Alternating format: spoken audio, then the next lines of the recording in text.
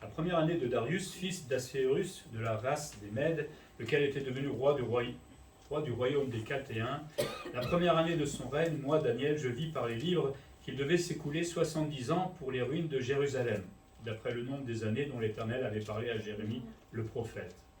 Je tournai ma face vers le Seigneur Dieu, afin de recourir à la prière et aux supplications, en jeûnant et en prenant le sac et la cendre.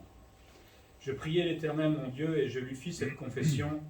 Seigneur, Dieu grand et redoutable, toi qui gardes ton alliance et qui fais miséricorde à ceux qui t'aiment et qui observent tes commandements. Nous avons péché, nous avons commis l'iniquité, nous avons été méchants et rebelles, nous nous sommes détournés de tes commandements et de tes ordonnances. Nous n'avons pas écouté tes serviteurs, les prophètes, qui ont parlé en ton nom à nos rois, à nos chefs, à nos pères et à tout le peuple du pays. À toi, Seigneur, est la justice, et à nous la confusion de face en ce jour, aux hommes de Juda, aux habitants de Jérusalem et à tout Israël, à ceux qui sont près, à ceux qui sont loin, dans tous les pays où tu les as chassés à cause des infidélités dont ils se sont rendus coupables envers toi. Seigneur, à nous la confusion de face à nos rois, à nos chefs et à nos pères, parce que nous avons péché contre toi. Auprès du Seigneur notre Dieu, la miséricorde et le pardon, car nous avons été rebelles envers lui. Nous n'avons pas écouté la voix de l'Éternel notre Dieu pour suivre ses lois qu'il avait mises devant nous par ses serviteurs les prophètes. Tout Israël a transgressé ta loi et s'est détourné pour ne pas écouter ta voix. Alors se sont répandues sur nous les malédictions et les imprécations qui sont écrites dans la loi de Moïse, serviteur de Dieu, parce que nous avons péché contre Dieu. Il a accompli les paroles qu'il avait prononcées contre nous et contre nos chefs qui nous ont gouvernés. Il a fait venir sur nous une grande calamité et il n'en est jamais arrivé sous le ciel entier une semblable à celle qui est arrivée à Jérusalem. Comme cela est écrit dans la loi de Moïse, toute cette calamité est venue sur nous, et nous n'avons pas imploré l'Éternel notre Dieu, nous ne nous sommes pas détournés de nos iniquités, nous n'avons pas été attentifs à ta vérité. L'Éternel a veillé sur cette calamité et l'a fait venir sur nous, car l'Éternel notre Dieu est juste dans toutes les choses qu'il a faites, mais nous n'avons pas écouté sa voix. Et maintenant, Seigneur notre Dieu, toi qui as fait sortir ton peuple du pays d'Égypte par ta main puissante, et qui t'es fait un nom comme il l'est aujourd'hui, nous avons péché, nous avons commis l'iniquité. Seigneur, selon ta grande miséricorde, que ta colère et ta fureur se détournent de ta ville de Jérusalem, de ta montagne sainte, car à cause de nos péchés et des iniquités de nos pères, Jérusalem et ton peuple sont en opprobre à tous ceux qui nous entourent. Maintenant, ô notre Dieu, écoute la prière et les supplications de ton serviteur, et pour l'amour du Seigneur, fais briller ta face sur ton sanctuaire dévasté. Mon Dieu, prête l'oreille et écoute. Ouvre les yeux et regarde nos ruines. Regarde la ville sur laquelle ton nom est invoqué, car ce n'est pas à cause de notre justice que nous te présentons nos supplications, c'est à cause de tes grandes compassions. Seigneur, écoute. Seigneur, pardonne. Seigneur, sois attentif. Agis et ne tarde pas, par amour pour toi, ô mon Dieu, car ton nom est invoqué sur ta ville et sur ton peuple. Une magnifique prière, pleine de sentiments pour son peuple. Alors juste pour remettre un peu tout ça dans le contexte, Israël a été déporté en 605 avant Jésus-Christ, suite à l'invasion des Babyloniens. Il faut bien savoir que le Seigneur a prévenu, je ne sais pas combien de fois, Israël et Juda de se détourner de l'idolâtrie et de tous les péchés qu'ils étaient en train de faire. Personne n'a écouté la parole de Dieu et les prophètes à ce moment-là. Et on croit que parce qu'il ne se passe rien aujourd'hui, que demain il ne se passera rien. Et à un moment, les Babyloniens sont venus et ont expulsé d'abord Israël, puis un peu plus tard, Juda. Donc ça a été un vrai massacre. Une bonne partie a été déportée, une autre partie a été restée en Israël, mais mélangée avec beaucoup d'autres peuples. C'est comme ça qu'ils disaient à l'époque, les Babyloniens. Et donc on se retrouve là, plutôt vers la fin, jusqu'en 538 avant Jésus-Christ, avec l'édit de Cyrus, qui a poussé à reconstruire le temple, c'est dans Esdras. On se retrouve à cette période-là environ. Donc on arrive à la fin des 70 ans de déportation d'Israël.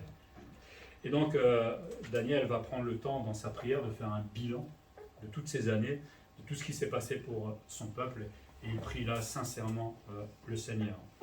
Et je pense qu'il nous donne aussi à nous des pistes, des manières de prier aujourd'hui, et peut-être aussi d'organiser notre prière.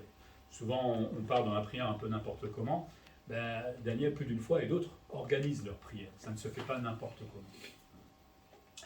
On va s'intéresser d'abord aux caractéristiques de la prière de Daniel. Les 3 premiers versets, c'est une prière en toutes circonstances. On peut prier n'importe quand. Et même quand on est déporté. Parce que Daniel, je ne pense pas qu'il était heureux d'être dans la situation où il était. Il était loin de son pays, il était complètement perdu. Mais malgré tout, il va rester fidèle à son Dieu. Le contexte, on l'a lu au début, c'est la première année du roi Darius. Lui-même était subordonné à un autre qui s'appelait Cyrus II. Et on se retrouve en 539-538 avant Jésus-Christ. Ça fait un bail, juste pour vous situer dans. Et Daniel était extrêmement âgé, enfin extrêmement, peut-être à peu près comme François, et il avait dépassé largement les 80 ans, parce que quand il y a eu l'épisode des lions, quand il était dans la fosse aux lions, il n'était pas tout jeune comme on le voit, il avait à peu près 80 ans. Donc vous imaginez que les épreuves de la vie, ça sera en tant que chrétien jusqu'au bout. C'est pas parce qu'on a 80 ans qu'on va dire maintenant, oh, je suis à la retraite. Et non. Mais lui, même âgé, va prendre le temps de prier. Je vais me dire, il a peut-être le temps. Je ne suis pas sûr s'il était encore ministre ou pas à ce moment-là, mais en tout cas, il était toujours occupé, Daniel. Et sa prière, elle va être motivée par la parole de Dieu. Pour ça, je disais, on peut trouver dans la Bible des sujets de prière. Il comprend les raisons de la captivité d'Israël à Babylone. Ça a été prophétisé dans Jérémie 25, 11 à 12. Il dit « Tout ce pays deviendra une ruine, un désert, et ces nations seront asservies au roi de Babylone pendant 70 ans. Et lorsque ces 70 ans seront accomplis, je châtierai le roi de Babylone et cette nation, dit l'Éternel, à cause de leurs iniquités. Je punirai le pays des Chaldéens et j'en ferai des ruines éternelles. » Donc il n'y avait rien qui devait surprendre les Juifs à ce moment-là. On les a avertis centaines de fois, ils ont été punis et on savait que ça allait durer 70 ans. Ça va être terrible de savoir, que vous dites que vous êtes déporté, vous savez en plus combien de temps. Des fois, quand on ne sait pas, au moins on a un peu d'espoir. Mais là, 70 ans, et ça a même duré un peu plus longtemps. On voit ça dans Zacharie. Mais lui, Daniel, va chercher des réponses donc dans la parole de Dieu. Et ça, c'est un bon moyen aussi pour nous aujourd'hui de comprendre les choses, notre situation. Quand on voit les mœurs qui sont en train de partir en vrille, excusez-moi le terme, mais c'est ça, quand on voit les guerres, tout ça, quand vous lisez la Bible, c'est prophétisé, ça va aller de plus en plus mal dans ce monde. Et ça va de plus en plus mal. Il y en a un qui a le doigt sur la bombe nucléaire en ce moment, n'oubliez pas. On croit que ça ne va jamais arriver. J'espère que non, évidemment. Mais qui sait, la folie de l'homme, des fois, est capable de faire n'importe quoi. Donc en lisant la Bible, on comprend aussi notre situation aujourd'hui. Et ça nous donne des bons sujets et des axes de prière. Et Daniel reconnaît que le peuple a péché. De toute façon, on ne pouvait que reconnaître ça, parce que c'était évident, tout simplement. Mais il reconnaît aussi la sanction de Dieu et il l'admet, il l'accepte. Il ne va pas se rebeller contre Dieu. Et il va, en tant qu'homme de Dieu, justement intercéder en faveur de ce peuple. Alors, la prière, elle va prendre du temps. On se dit, Seigneur, nous, si vous regardez bien, ça va durer quand même 3 semaines. En 3 semaines, il va intercéder régulièrement pour son peuple et il va prier le Seigneur, malgré son âge, malgré certainement ses activités. Mais là, il a compris que la situation était grave. Parce que nous, aujourd'hui, la situation est grave. Pardon, je vais aller manger tranquillement tout à l'heure, je vais me regarder un petit film sur Netflix après, puis demain, on reprend le travail. Tout va bien. Pas sûr, si on réfléchit bien. Pas sûr. Il faut quand même qu'on soit un petit peu en alerte, j'ai envie de dire, quand on prie. Alors là, évidemment, il est dans une circonstance particulière, mais notre monde ne va pas bien. Même la France ne va pas bien. Et je pense qu'il faut être en alerte, nous aussi, pour peut-être prier davantage. On a vu que Daniel, dans Daniel 6, priait déjà 3 fois par jour. Qui prie 3 fois par jour ici? En prenant le temps. Et c'était là, à ce moment-là, un ministre. Vous avez vu les emplois de temps du ministre. Il arrivait à trouver le temps. Si lui arrive à trouver le temps 3 fois dans la journée, il se déplaçait, il allait dans la chambre haute et il priait. Pourquoi nous, on n'y arrive pas? Il trouve le temps. Et tout est dans le « il trouve le temps ». À nous de trouver le temps. Et le temps, on l'a. On a largement le temps. Il avait que 24 heures à l'époque. Nous aussi, on a 24 heures. Je prie pour avoir 48 heures dans une journée, mais pour l'instant, ça ne marche pas. Mais on doit trouver le temps. Et Daniel, bon là, la situation était particulière aussi. Il priait, il suppliait Dieu et il jeûnait. Il était complètement contrit, complètement humilié au fond de lui, et voulait justement s'humilier complètement devant le Seigneur. Ça fait du bien de le faire de temps en temps, ça. Déjà nous humilier devant le Seigneur parce qu'on ne prend pas suffisamment le temps de prier, peut-être. Ça serait bien de commencer par là. Mais après aussi par rapport aux situations que que nous connaissons dans ce monde, est-ce qu'on prie juste, Seigneur, il faudrait qu'il n'y ait plus la guerre? Amen. On s'en fiche en fait. Mais on ne prend pas ça à cœur. Et c'est ça qui est un peu dommage. Je me parle à moi-même, il ne faut pas croire. On est des automates des fois. Mais là, Daniel, lui, prend les choses vraiment à cœur. C'est son peuple. C'est ses frères, sœurs, pas en Christ, mais du peuple. Et donc, nous aussi, on a des frères et sœurs. C'est les Français. Enfin, la France. Est-ce qu'on s'en fiche des autres ou est-ce qu'on prend le temps de prier pour eux? Et la prière de Daniel est humble parce qu'il prie à cause du péché. Il va reconnaître les graves péchés du peuple, et c'était souvent l'idolâtrie, de se tourner vers d'autres dieux.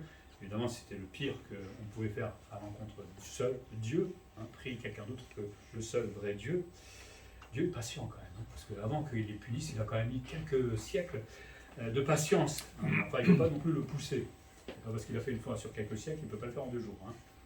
Mais ce qui est intéressant, c'est que Daniel, lui aussi, s'inclut lui-même et se reconnaît parmi le peuple pécheur, tout comme ses confrères. Peut-être pas à leur niveau, mais il ne dit pas, moi, le juste qui prie pour ces pauvres pécheurs. Il se reconnaît dedans. Et c'est là où on voit toute l'humilité de Daniel. Et chacun d'entre nous, nous péchons. Ça, on l'a fait cette semaine, hélas. Et c'est bien de se mettre avec les autres. On n'est pas meilleur. Sinon, c'est triste. Mais en même temps, Daniel ne juge pas. Parce que des fois, quand on prie pour Seigneur, si tu voulais bien que certains se convertissent, mais on a souvent un petit accent de jugement là-dedans aussi. Ils font pas bien, ils ne devraient pas faire comme ça. Oui, mais enfin, ils ne savent pas pour l'instant. Donc forcément, ils font avec ce qu'ils ont. On n'est pas là pour juger le monde, on est là plutôt pour l'aimer et pour intercéder pour lui et demander grâce à l'Éternel. Et tout doucement, c'est à la lumière aussi des attributs de Dieu qu'il va prier. Quand on se met devant Dieu, saint, éternel, tout-puissant, majestueux, etc., et moi, Emmanuel, pécheur, pas terrible, tout petit, je ne sais pas ce qu'on pourrait dire d'autre, ça nous calme normalement. Ça devrait nous arrêter en fait dans notre élan de prière et juste s'arrêter et comme Daniel peut-être reconnaître ce que nous sommes, notre péché et ce que nous sommes. Donc ensuite, une fois qu'on a vu ces caractéristiques, on va commencer à rentrer dans le propre de cette prière. Et Daniel va la décomposer en 3 parties. Alors, je ne sais pas s'il l'a fait intentionnellement, mais l'idée n'est pas mauvaise. La première, c'est avant de demander quoi que ce soit, et le fait ailleurs, il contemple Dieu. La prochaine fois, avant de prier, prenez le temps de vous arrêter et contempler Dieu. Avant de dire j'ai besoin. Contempler Dieu, c'est important. Parce que Daniel, lui, va s'adresser à un Dieu qu'il connaît, contrairement au peuple, à ce moment-là. Il s'adresse à l'Éternel, son Dieu, son Seigneur. Il est à moi. Il connaît donc celui qu'il est en train d'approcher. Alors, est-ce qu'on connaît le Seigneur vraiment, nous? Je sais pas, lui, il a eu des visions, alors il a eu peut-être un peu plus d'avantages que nous, mais est-ce qu'on connaît vraiment celui qu'on approche? On sait qu'il est amour, on sait que... Mais qu'est-ce que c'est ça? C'est pas grand-chose. Si vous connaissiez d'une personne simplement qu'elle aime l'autre, c'est rien. Daniel, lui, connaissait son Dieu. Il a vu plein d'épreuves, il a été délivré plusieurs fois, donc oui, il connaissait par la foi le Seigneur. Il sait que Dieu est celui qui écoute, verset 19, est quelqu'un qui est attentif quand on s'approche de lui. Donc il va s'approcher de Dieu, alors autant il découvre sa majesté, mais autant il découvre que c'est un ami, que c'est quelqu'un qui peut l'aimer, qui le connaît lui-même, et qui en plus est un ami fidèle. Quand on s'approche de Dieu comme cela, vous allez voir que nos requêtes changent d'objectif, ou du moins, on ne va pas les donner de la même manière. Il reconnaît aussi au verset 19 que c'est un Dieu qui peut agir. Quand on prie, est-ce qu'on, dans notre fond, est-ce qu'on dit, mais je sais que Dieu va agir. Je suis en train de lui demander, mais je sais que Dieu va agir. Alors, oui ou non, mais je sais qu'il va agir. Ou alors on présente des fois les prières simplement vite fait, parce qu'on n'a pas le temps, je ne sais pas quoi. Non, Dieu peut agir. C'est la prière de la foi, mais c'est la prière de la foi qui accepte aussi la volonté de Dieu. C'est pas toujours simple cette volonté de Dieu. Mais quand on lit la Bible régulièrement, quand on a une certaine expérience avec Dieu, on sait très bien qu'on ne va pas prier pour telle et telle chose. Seigneur, j'ai besoin d'1 million d'euros. Non. Il est écrit dans notre Père, on peut demander pour le pain, on peut demander pour les choses qui sont utiles, mais pourquoi 1 million d'euros? Sauf si le Seigneur veut vous l'accorder, mais c'est peut-être qu'il y a une bonne raison aussi derrière. C'est pour me le donner, je crois. Mais voilà, c'est dans la Bible qu'on sait la volonté de Dieu, donc on ne va pas perdre son temps à prier pour des choses qui ne servent à rien. Et Daniel ne le fait pas, justement. Connaître vraiment Dieu, vraiment avoir cette relation avec lui va nous permettre de nous approcher avec confiance. Quand vous vous approchez de quelqu'un ou vous allez lui demander quelque chose que vous ne connaissez pas, c'est délicat, hein, vous demandez un service. Moi, à mon boulot, je fais ça tous les jours. Alors, ils n'aiment pas quand je m'approche, parce que souvent parce qu'ils ont fait des bêtises. Mais à force, j'ai l'habitude. Mais quand on connaît celui qui est en face, c'est tellement plus sympa. Hein. Quand je connais un collègue, c'est plus sympa de l'approcher et de lui parler, et de le reprendre éventuellement. Donc, à nous d'apprendre à connaître Dieu un peu plus, pas le peu qu'on garde aujourd'hui en se disant « Ouais, ça y est, je connais Dieu, ça suffit. Hein, » Il y a encore du travail, je pense. Mais au moins, on s'approchera avec confiance. C'est peut-être ça qui nous empêche de prier des fois. C'est-à-dire, de toute façon, Dieu n'écoute pas, ou je ne sais pas. Daniel reconnaît aussi les attributs de Dieu. On est toujours en pleine contemplation de Dieu, là. Et ça va renforcer sa foi. Il va reconnaître l'omnipotence de Dieu. Dieu est grand, redoutable. Hein. Et parce qu'il est grand et redoutable, il peut m'aider dans la difficulté. Qu'est-ce qu'un dictateur vis-à-vis de Dieu? Qu'est-ce que mon collègue de travail qui est pénible parfois? Qu'est-ce que Moi, mon Dieu, il est grand, il est redoutable. C'est pas parce qu'il tape pas sur la tête de certains avec une massue immédiatement qu'il n'est pas grand et redoutable. On est bien d'accord. C'est selon sa volonté, il prend son temps et il a sa manière de faire.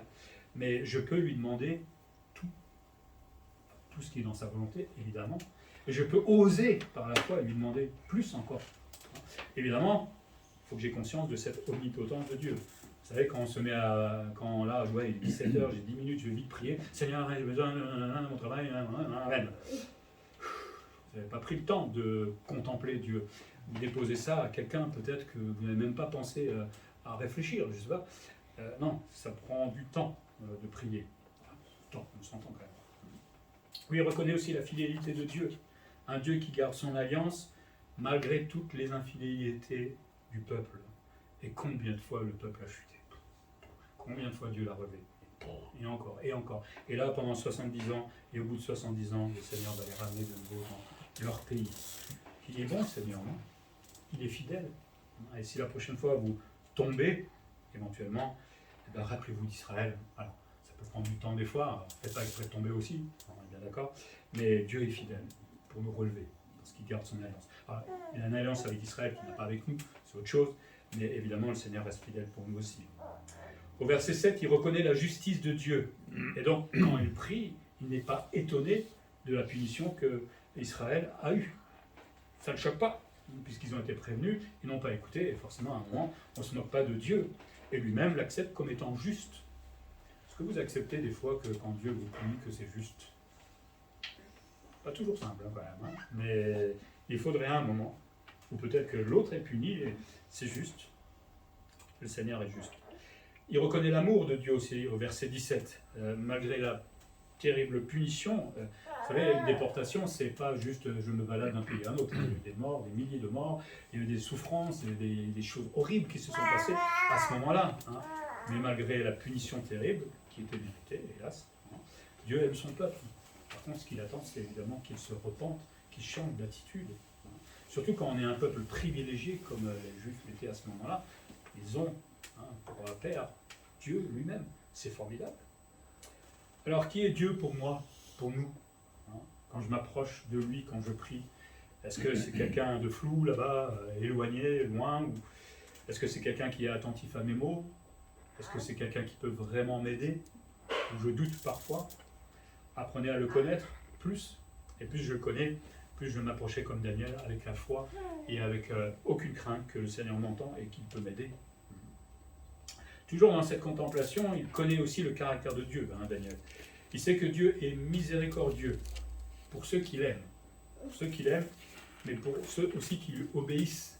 Il y a un aspect conditionnel là-dedans. Hein. Si je fais n'importe quoi, comme le peuple, oui, Dieu est miséricordieux, mais dans cette miséricorde, il y a aussi l'amour de Dieu et la justice de Dieu. Et donc il punit forcément celui qui pêche. Mais si je me repens, si je reconnais mon péché, alors là, il y a toute la miséricorde de Dieu qui me tombe dessus. Et ça fait du bien. Hein, parce que Dieu veut et peut me pardonner en plus. C'est un Dieu, verset 9, qui pardonne les péchés. Certes, la punition va durer 70 ans. Il faut payer les conséquences de ces actes aussi. Hein. C'est pas, je ne vais pas aller dans une banque, aller tuer quelqu'un et puis dire Seigneur, pardon pour mon péché. Ça ne se passe pas comme ça. Et alors, il va vous pardonner, certes, mais vous irez quand même en prison. D'accord ? C'est exactement la même chose. Alors, sa punition n'est pas éternelle non plus, heureusement. Mais 70 ans, c'est quand même une vie. Hein, vous imaginez que vous avez 10 ans à ce moment-là, vous avez été déporté, vous arrivez en fin de vie pour pouvoir rentrer de nouveau au pays, ou même pas. Peut-être beaucoup n'ont pas vu, je ne sais pas s'ils vivaient aussi longtemps à l'époque. C'est toute une vie, la punition. C'est dur quand on y pense. Il faut du temps. Pourquoi il faut que ça soit long des fois cette punition? Parce qu'il faut du temps aussi à l'homme pour avouer son péché. Est-ce que quand on pêche, on est là tout de suite, Seigneur, je reconnais franchement que certains, oui, mais il y a d'autres choses, ça traîne. Et pour l'avouer vraiment, et surtout pour changer mes habitudes, alors là, ça traîne. Moi le premier, il ne faut pas croire. Hein. On a tous des choses qu'on aimerait changer dans notre vie, mais on se dit, on verra demain, on a le temps. Mais c'est pour ça que Dieu prend aussi le temps des fois avec nous.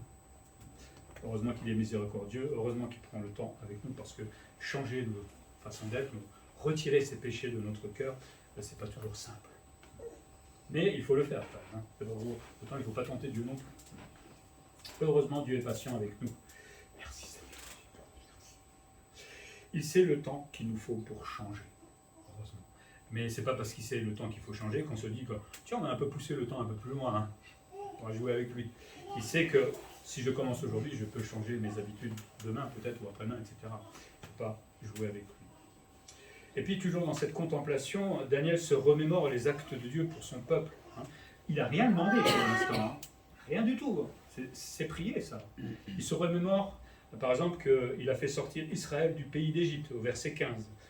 Là, il se remémore, hein, il se blinde en fait de confiance en Dieu, en se rappelant que Dieu était tout puissant pour aller défier Pharaon et faire sortir tout un peuple, hein, ils étaient plus d'1 million si je me souviens bien, le faire sortir pour aller dans le désert et pour aller dans la terre promise. Voilà le Dieu devant lequel je suis en train de me tenir. Est-ce que c'est le même Dieu devant lequel on se tient quand on prie? Ou alors il est là, tout petit, il ne faut pas grand-chose pour moi.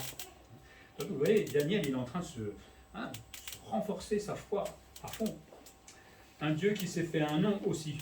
Au fur et à mesure, hein, une fois qu'ils étaient sortis, qu'ils ont envahi la terre promise, Dieu a démontré qui il était et les peuples avaient peur autour. Hein. Il s'était fait une réputation et aussi il avait créé de la crainte chez tous ceux qui s'opposaient à lui. Et c'est pas juste dans la Bible, hein, c'est tous ces peuples qui avaient peur d'Israël parce qu'ils savaient qu'il y avait un Dieu qui les avait fait sortir d'Égypte. Ça n'arrive pas tous les jours, avec tous les miracles qu'il y avait derrière. Est-ce que moi je peux compter sur mes souvenirs de ma relation avec Dieu? Est-ce que j'en ai plein? Trop? Enfin trop, je ne sais pas si on n'en aura jamais trop. Hein. Mais c'est tous ces souvenirs d'épreuves peut-être passées, des difficultés que j'ai pu avoir. Et dans ma relation avec lui, tout ça, ça doit remonter quand on est en train de prier. Surtout dans les moments difficiles. Et de se souvenir que la dernière fois, il m'a aidé. Pourquoi il ne pourrait pas m'aider cette fois? Alors il a pris du temps une fois aussi. Peut-être que cette fois, il faudra prendre du temps.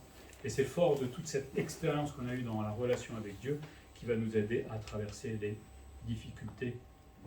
C'est une mémoire réconfortante, j'ai envie de dire. Hein. Nos mémoires sont souvent... On aime bien garder les bêtises des autres ou beaucoup de choses, mais cette mémoire réconfortante qu'on a au fond de nous, elle va se construire tous les jours, un peu plus. Parce que demain, j'aurai une relation avec Dieu, il ne se passera pas forcément grand-chose, mais je vais quand même la construire, dans le sens où je vais prier, je vais lire sa parole, je vais lui demander 2-3 choses, ou lui demander de m'aider tout simplement dans ma journée. Et puis chaque jour, elle va se construire, cette relation. Alors elle se construit beaucoup avec ça aussi. Hein. Pas que prier, mais apprendre à le connaître davantage.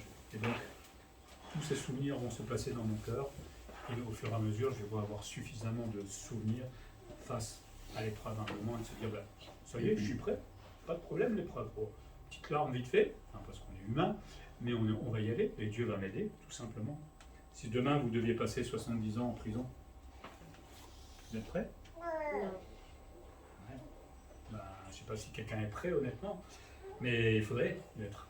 Ou au moins, peut-être y penser de temps en temps, quand on parle de persécution, hein, le jour où il y aura la persécution, c'est trop tard pour commencer à faire sa relation avec Dieu, à prier comme un fou, etc.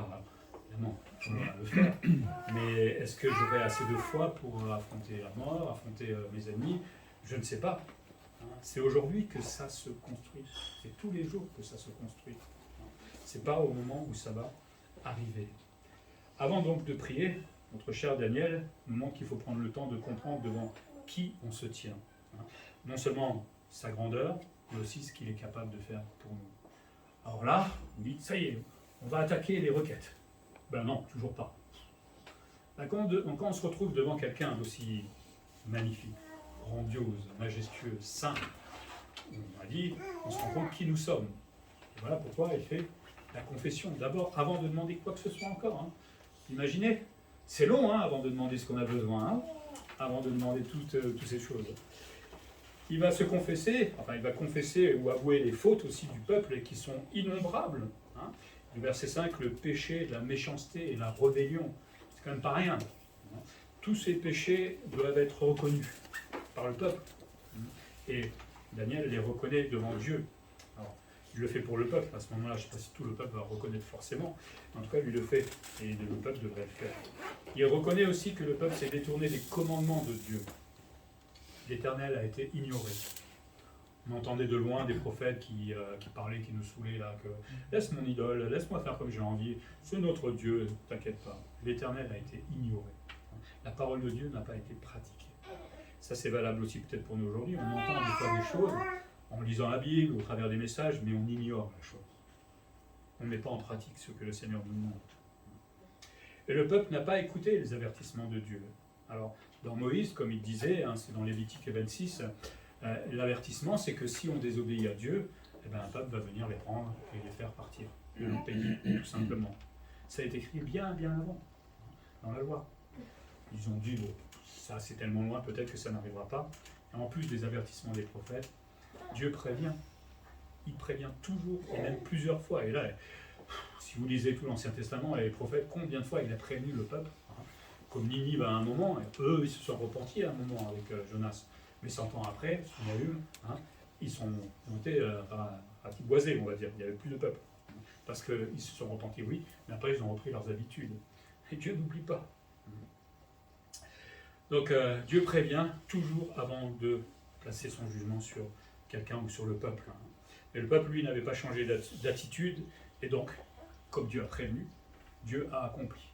C'est juste. Si encore il ne nous avait pas prévenu, éventuellement on pourrait dire, bon bah Dieu, quand même tu nous prends un peu par surprise, même s'il avait la parole, donc il ne doit pas être pris par surprise.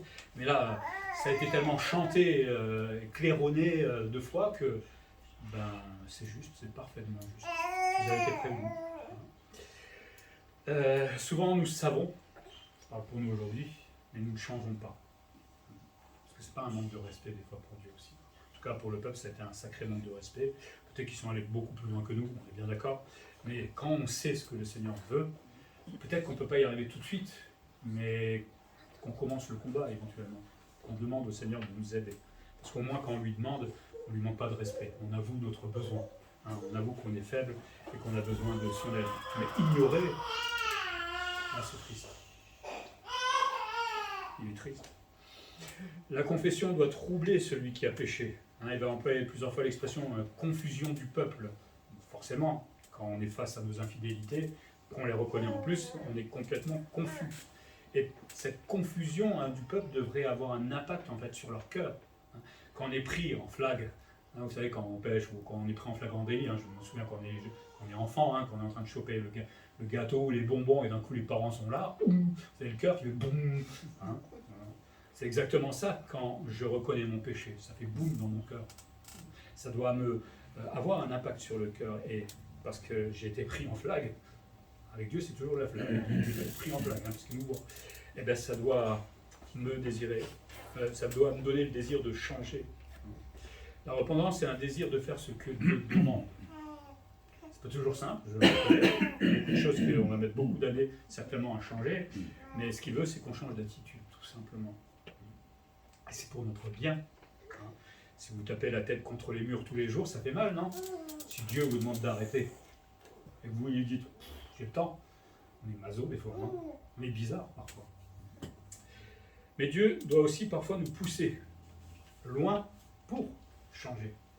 Il nous laisse un temps, comme Israël, de changer, mais à un moment, la sanction tombe. Et si on ne veut vraiment pas changer d'attitude, qu'est-ce qu'il fait? Il va créer un état, une situation, une épreuve, pour qu'on comprenne bien qu'il ne faut pas aller plus loin maintenant, il faut s'arrêter, il faut changer d'attitude, pour qu'on accepte nos erreurs, pour qu'on accepte nos péchés.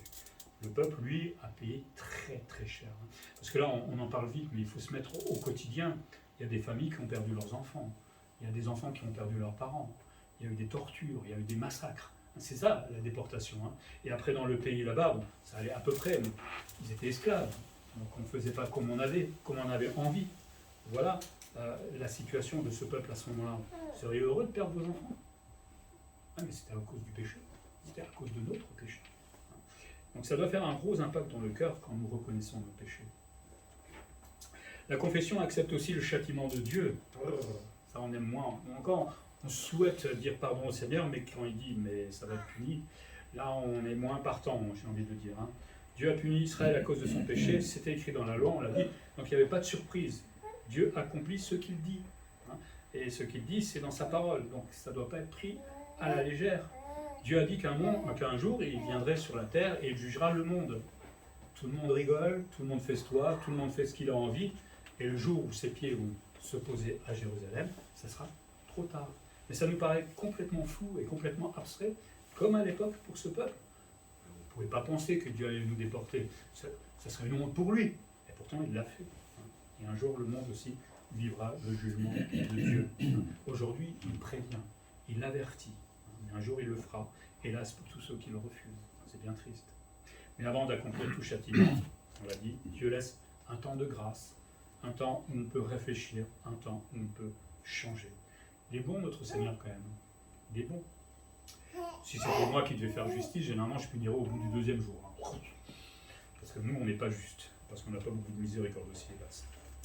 La confession aussi reconnaît justement la miséricorde de Dieu. Il ne s'agit pas seulement de reconnaître le péché, mais au-delà, il faut découvrir le beau et merveilleux pardon de Dieu. Quand on se repent vraiment, c'est lourd, c'est difficile, mais quand on ressent le pardon de Dieu, alors là, moi je trouve que c'est un moment, j'aime pas le mot, mais magique, j'ai envie de dire. C'est quelque chose d'extraordinaire que seul un chrétien peut découvrir dans sa vie. Quand tout ce qu'on a fait de mal, quelqu'un vous dit, je l'efface. Et d'un coup, le cœur, il est en paix. On a la joie même dans notre cœur. C'est exactement ça, découvrir le pardon de Dieu. Parce que le Seigneur est toujours prêt à pardonner. Évidemment, pour ça, il faut se repentir. Il faut lui demander pardon. Mais vraiment, Seigneur, excuse-moi pour mon péché, pardon, je m'ai fait, amen. Ça, c'est pas se repentir. On a vu que ça doit troubler notre cœur. Il y a de l'émotion, là, j'ai envie de dire, mais une bonne émotion. Merci Seigneur de pouvoir être pardonné aussi. Parce que Dieu aurait pu dire, écoutez mes Gus, Israël, là, vous commencez à me fatiguer, ça fait des années que je vous cours après, moi je ne vous pardonne plus. Heureusement que Dieu ne fait pas ça. Il nous laisse toujours une deuxième chance et du temps pour changer. Merci Seigneur pour ça.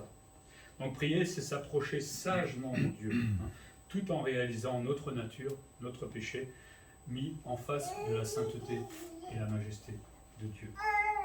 Et enfin, je vais pouvoir commencer à faire mes requêtes. Ça change de nos habitudes, n'est-ce pas?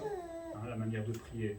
Contempler Dieu, voir devant qui on se présente, demander pardon pour ce que l'on a fait, et même si on n'a pas forcément péché dans la journée, on a le droit de s'humilier devant lui, il vaut mieux, je crois. Mais là, les requêtes de Daniel, c'est pas « donne-moi une nouvelle voiture, donne-moi une maison », non, ces requêtes, c'est pour le peuple. C'est même pas pour lui, en fait, quelque part.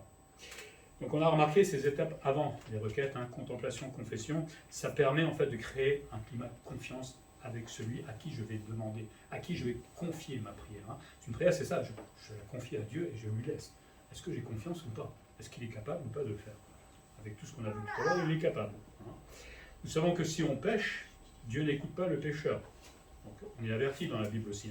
Psaume 66, 18, « Si j'avais conçu l'iniquité dans mon cœur, le Seigneur ne m'aurait pas exaucé. » On dirait c'est l'Ancien Testament, mais dans Jean 9, 31, nous savons que Dieu n'exauce point les pécheurs, mais si quelqu'un l'honore et fait sa volonté, c'est celui-là qu'il exauce. Donc la parole est d'accord, Ancien et Nouveau Testament. Si je me présente devant Dieu avec tous mes péchés sans me repentir, j'entends rien, j'entends pas. Justement, donc, quand Daniel nous montre les étapes pour aller se présenter devant Dieu et présenter les requêtes, il y a ce moment de repentance et de confession qui est important. Autrement, Dieu ne nous écoute pas. C'est terrible quand Dieu nous entend, mais ne nous écoute pas. Et quand on a des situations difficiles. Si Dieu nous corrige, c'est pour nous conduire avec un peu plus dans l'humilité, mais aussi pour nous faire marcher droit. Et on a besoin, des fois, d'être remis, on va dire, dans le bon chemin. Donc avant de demander à Dieu quoi que ce soit, la prochaine fois, avant de commencer à prier, stop, pensez à la prière de Daniel. On doit être propre devant lui. sera jamais parfait, on est bien d'accord, mais au moins le reconnaître, ce que l'on est devant le Seigneur. Et ça va nous pousser à demander plus humblement, hein, et selon la volonté de Dieu, plutôt que parfois exiger à Dieu.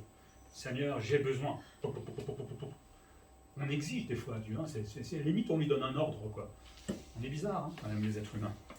Mais quand on se reconnaît qui on est et qui il est en face, là, notre prière devient un peu plus humble. On ne va pas aller vite exposer nos besoins. Et d'un coup, on se met à réfléchir. Est-ce que c'est vraiment sa volonté, etc. Et là, on se met à prier comme il veut. Les requêtes de Daniel ont été bâties sur des fondements solides. D'abord sur la capacité de Dieu. Hein, il avait reconnu que Dieu avait fait sortir Israël d'Égypte. Donc, Dieu est puissant, Dieu a une autorité. Donc, ce Dieu-là est aussi capable de sortir les Juifs de Babylone pour les ramener vers Israël. Puisqu'il l'a déjà fait, donc je m'appuie sur une base stable. Dieu est capable de le faire. Après, c'est lui qui décide quand il le fera. Mais il est capable. Donc, quand vous êtes dans une situation difficile, ne vous dites pas Dieu n'est pas capable de m'aider à changer une roue de voiture. Peut-être que quelqu'un va s'arrêter comme moi la dernière fois parce que mon trick ne marchait pas. Le Seigneur permet des fois des petits clins d'œil comme ça. Pas que je ne pouvais pas, mais c'est que je n'avais pas les moyens. Il va bâtir sa requête sur un fondement solide qui est sa miséricorde, on l'a exposé plusieurs fois. Daniel n'est pas en train de se lamenter sur son péché. C'est pas ça qu'il est en train de faire. Il le reconnaît, mais il a accepté le pardon. Il a accepté le pardon. Donc il s'appuie pleinement sur la miséricorde de Dieu. Hein. Accepter la miséricorde de Dieu, c'est pas se dire je peux être pardonné. C'est accepter d'être réellement pardonné et que l'ardoise est effacée. C'est là où on reconnaît la miséricorde de Dieu. Il s'appuie aussi sur la compassion de Dieu, verset 18. Si Dieu punit, il veut aussi pardonner, parce qu'il nous aime. Il est fidèle et juste pour nous pardonner, mais il veut que l'on reconnaisse évidemment notre faute d'abord, sinon ça ne marche pas. Et puis il bâtit aussi ses requêtes sur la gloire de Dieu. Son nom est invoqué sur Israël et fait trembler les nations. Le Dieu qu'il est en train de prier, vous avez vu comme il est solide, comme il est fort, tout puissant, etc. Mais qu'est-ce que des Chaldéens ou des Babyloniens peuvent faire contre lui? Rien. Donc quand il prie, là il prie vraiment avec une foi immense. Hein. Vous avez déjà essayé de prier pour la Corée du Nord en disant que ce dictateur disparaisse avec la même foi. Il faudrait le faire peut-être. Peut-être on oublie de le faire justement et qu'il n'y a rien qui bouge éventuellement après. Dieu a son temps aussi. Hein. Mais voilà, il est fermement appuyé sur des solides fondements et quand il va demander quelque chose, il sait que Dieu peut le faire. Il n'est pas en train de se poser la question. Il sait. Et ces requêtes vont être légitimes. Hein. Daniel demande évidemment de délivrer son peuple, hein. Il aime son peuple, mais il lui demande de délivrer à cause du déshonneur et des ruines. C'est légitime, évidemment. Dieu voudrait plutôt avoir son peuple dans son pays. Hein, mais bon, à cause de son péché, il est là. Donc ce qu'il demande là, c'est pas pour lui, mais c'est pour tout le peuple.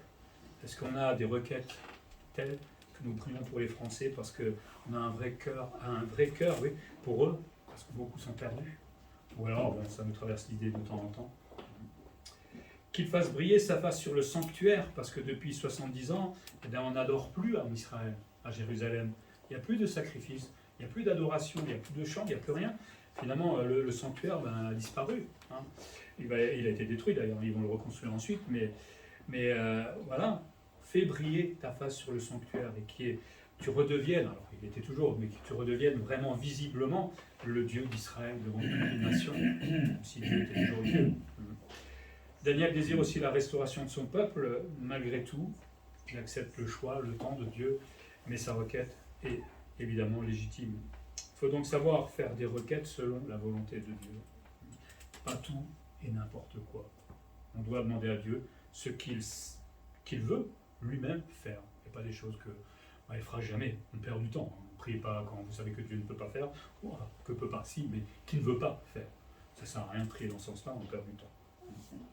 Et il dépose ses requêtes avec confiance et dans l'attente. Hein, verset 19, écoute, j'aime beaucoup ce passage, écoute, pardonne, sois attentif, agis et ne tarde pas. On l'entend pleurer dans son cœur, là, j'ai envie de dire. Hein. Il pleure dans son cœur, mais il est plein de confiance. Hein. Il sait aussi qu'il doit attendre et que ça va venir.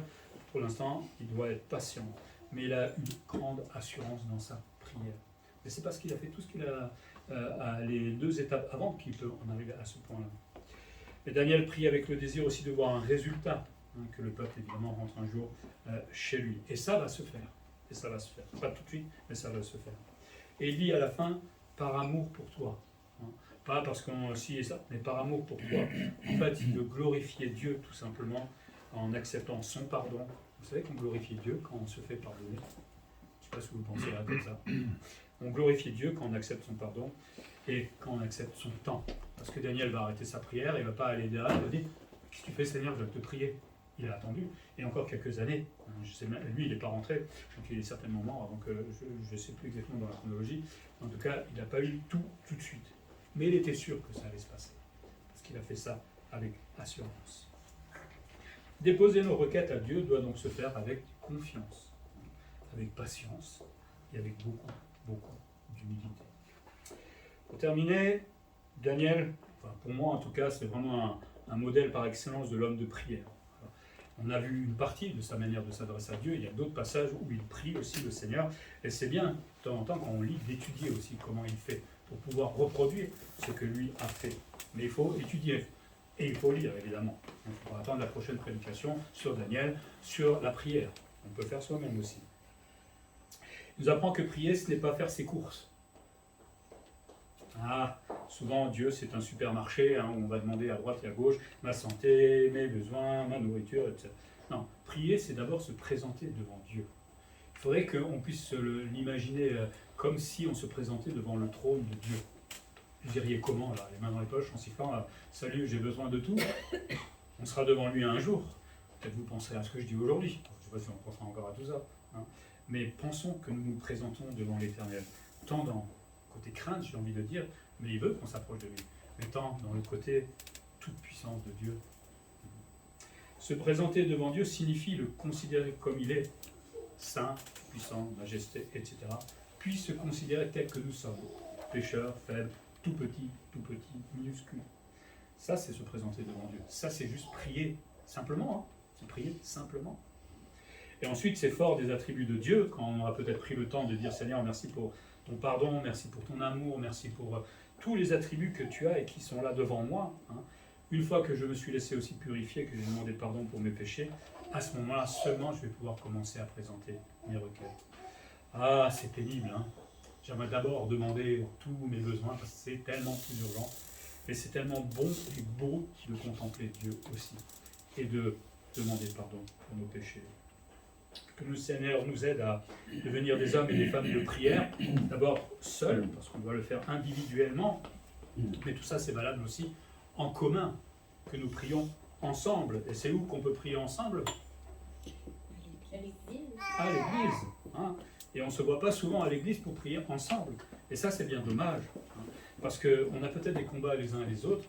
Prier seul, c'est comme sur un champ de bataille, vous êtes seul face à une armée, c'est difficile de vaincre. Et quand on est plusieurs, alors le combat devient un peu plus facile.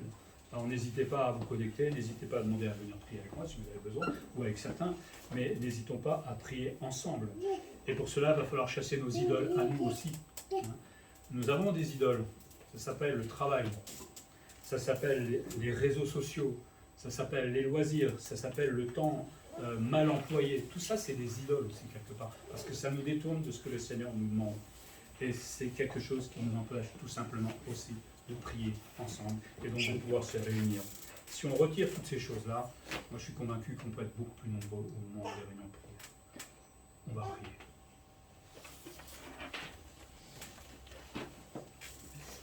Seigneur, merci pour ta parole et pour l'exemple de Daniel. Certes, il est aussi pécheur que nous, mais il est quand même un modèle par excellence dans certains domaines. C'était un bien-aimé, comme tu l'appelais, Seigneur, et ça c'est un sacré honneur quand tu dis à quelqu'un qu'il est ton bien-aimé. Tu nous montres au travers de lui comment prier. Ce n'est pas simplement nous présenter devant toi pour déblatérer tous nos besoins, Seigneur, et nos situations.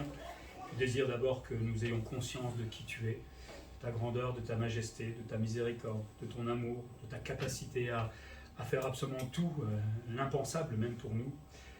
Apprends-nous aussi à nous humilier, à reconnaître qui nous sommes, parce que face à toi, nous ne pouvons que faire cela, mais à le faire sincèrement, Seigneur, pas juste passer une étape vite fait, comme ça on peut vite aller aux requêtes. Apprends-nous à être sincères tous les jours pour être clean devant toi, tout simplement. Seigneur, ensuite, apprends-nous aussi à déposer nos requêtes, non pas que pour nous. Apprends-nous à prier selon ta volonté, Seigneur, Et l'amour de l'autre est certainement prioritaire parfois sur nos petits besoins personnels, Seigneur. Apprends-nous à nous intéresser aux autres, à ces fameux prisonniers, à notre pays, Seigneur, qui a besoin de paix, à nos frères et sœurs qui sont peut-être dans la maladie, dans la joie, dans la difficulté. Apprends-nous à étendre le champ de prière pour que ça ne soit pas une prière tout simplement égoïste, Seigneur. On l'a dit tout à l'heure, on n'est peut-être pas des grands hommes et femmes de prière, mais Seigneur, tu ne veux pas qu'on reste sur ce constat. Ce que tu veux, c'est que nous avancions et que nous fassions un pas de plus dans ce domaine-là. Alors aide-moi en premier et aide-nous aussi chacun à aller de l'avant dans ce domaine-là pour que tu sois tout simplement honoré et glorifié. Je te prie en Jésus-Christ. Amen. Amen.